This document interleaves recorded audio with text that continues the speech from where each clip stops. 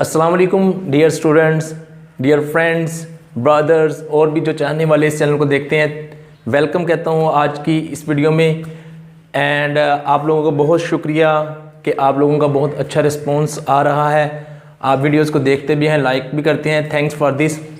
और dear students, आज की इस वीडियो में एक बहुत ही इम्पोर्टेंट बात करनी है जिसकी वजह से मैंने कहा ये वीडियो बना दी जाए, क्योंकि जस्ट बुक लेके क्वेश्चन सॉल्व करते रहना और जो स्टूडेंट हैं वो उनकी प्रैक्टिस भी यही हुई पड़ी है कि वो क्या करते हैं, बुक्स को पढ़ते हैं, ऐसे एग्ज़ाम में चले जाते हैं, कुछ पास हो जाते हैं, कुछ बेचारे फेल हो जाते हैं, कुछ का ग्रेड अच्छा आता है, कुछ का ग्रेड अच्छा नहीं आता। उसके बाद वो नेक्स्ट क्लास में चले जाते हैं।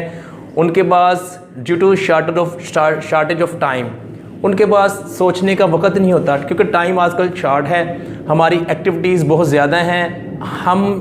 हमें जब भी कोई प्रॉब्लम आती है तो या तो उसमें हम कामयाब हो जाते हैं या हम उसमें नाकाम होते हैं। अगर तो हम कामयाब हो जाते हैं तब तो ओके है, अगर हम उसमें नाकाम होते हैं तो हमारे पास इतना टाइम नहीं होता कि हम सोच लें कि यार हमारी मिस्टेक्स क्या थी, हमारे ड्रॉबैक्स क्या थे, डेफिशिएंसीज़ कहाँ पे थी, मैंने उसको अच्छी तरह से प्लान किया या नहीं किया।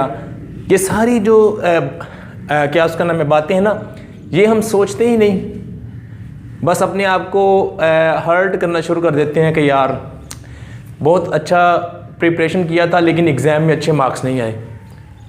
तो इन सारी बातों को आपने एनालाइज़ करना होता है। अगर आपने 100% मार्क्स लिए हैं, यानी कि अच्छे मार्क्स लिए हैं, तो उसको आप कॉन्सनट्रेट करें कि यार मेरी कौन कौन सी बातें ऐसी थी कि जिसने मुझे कामयाब किया और नेक्स्ट भी मुझे उस पर ही इम्प्लीमेंट करना होगा। और अगर आप फेल होते हैं तो आपको तब भी अपनी बातों पे गौर करना चाहिए कि यार कौन कौन सी एक्टिविटीज़ थी जो मेरी नाकामी का सबब बनी। तो इस वीडियो में एक अहम बात मैं आपसे करने वाला हूँ, ये है कि फुल ईयर स्टूडेंट प्रिपरेशन करते हैं बुक की।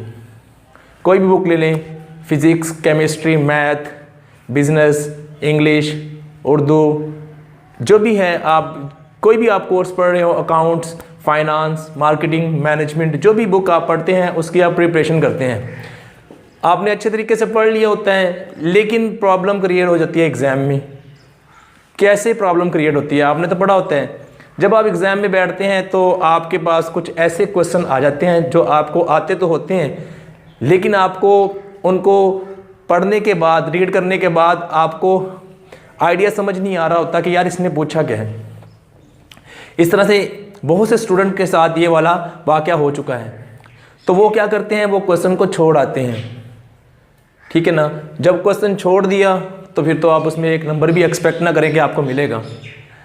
क्वेश्चन छोड़ना नहीं है, उसको समझने की कोशिश करें। एक बार पढ़ें, 2 बार पढ़ें, तीसरी बार पढ़ें। अगर फिर भी समझ नहीं आ रहा ना क्वेश्चन, तो उसको छोड़े नहीं, कुछ ना कुछ उसके रिलेटेड लिख दें। कोई भी वर्ड क्वेश्चन जो आपने पढ़ा होगा उसमें कोई ना कोई वर्ड तो आपको आता होगा ना, यार इसमें इसका क्या बन रहा है मीनिंग, ठीक है ना। उसको जज कर लें कि यार ये किस पूछना क्या चाह रहा है। अगर आपको प्रॉपरली नहीं पता लग रहा कि यार इसमें पूछना क्या चाह रहा है, तो आपने छोड़ने के बजाय उसको परफॉर्म करना है। इससे ये होगा, जब मैं भी पेपर चेक करता हूँ, कुछ ऐसे क्वेश्चन होते हैं स्टूडेंट ने परफॉर्म किए होते हैं लेकिन उनको आइडिया अच्छा नहीं होता, तो फिर भी कोई ना कोई उनको मार्क्स कंपनसेट कर दिया जाता है। लेकिन अगर उसने लिखा ही नहीं है, पेपर वहाँ पे ब्लैंक है, खाली है, तो जाहिर है वहाँ पे हमने लाइन ही लगानी है कि यार इसने कुछ नहीं किया, इसका मार्क्स नहीं मिलेगा। ट्राई करें, आप अटैम्प्ट करने की कोशिश करें, क्वेश्चन को ब्लैंक ना छोड़ें। जो क्वेश्चन नहीं भी आता उसको भी परफॉर्म करने की कोशिश करें। ये मिस्टेक जो ज़्यादातर होती है वो होती है 9th या छोटी क्लास से ले लें, 6 से ही स्टार्ट हो जाती है, 6, 7, 8 तक तो ये बहुत कॉमन है। 9, 10th में भी होती है, और इवन के फर्स्ट ईयर, सेकेंड ईयर में भी ये मिस्टेक होती है। जब आप ग्रेजुएशन में, बैचलर में चले जाते हैं, तब आप इस मिस्टेक को ओवरकम करना शुरू कर देते हैं। तो इस वीडियो में मेरा आपसे यही आपको मैं कहूँगा कि आप क्वेश्चन को ब्लैंक ना छोड़ें, कभी भी क्वेश्चन को परफॉर्म ज़रूर करें। उससे ये होगा कि आपको कुछ ना कुछ मिलेगा, क्योंकि इसमें ये होता है कि फुल ईयर की जो आपकी स्ट्रगल होती है उसको 3 आवर्स में असेस किया जा रहा होता है। तो उस टाइम को आपने क्या करना है, यूटिलाइज़ करते हुए, उसी टाइम में अपने माइंड को यूज़ करते हुए आपने वहाँ पे कोई ना कोई उसी के रिलेटेड, जो आपको वही क्वेश्चन जैसा भी आता है कुछ ना कुछ तो बड़ा होगा, आप उसको लिख दें, छोड़े नहीं। इससे ये होगा कि आपको अच्छे मार्क्स मिल जाएंगे। तो आज की वीडियो में यही एक अहम बात थी जो मैं आपसे करने वाला था, क्योंकि बहुत से स्टूडेंट ऐसे हैं जो इसमें प्रॉब्लम क्रिएट होता है उनके साथ, उनको पता नहीं होता क्योंकि प्रॉपर गाइडेंस नहीं है। तो मैंने सोचा कि ये वीडियो बना दी जाए। आई होप कि आपको अच्छी लगी होगी।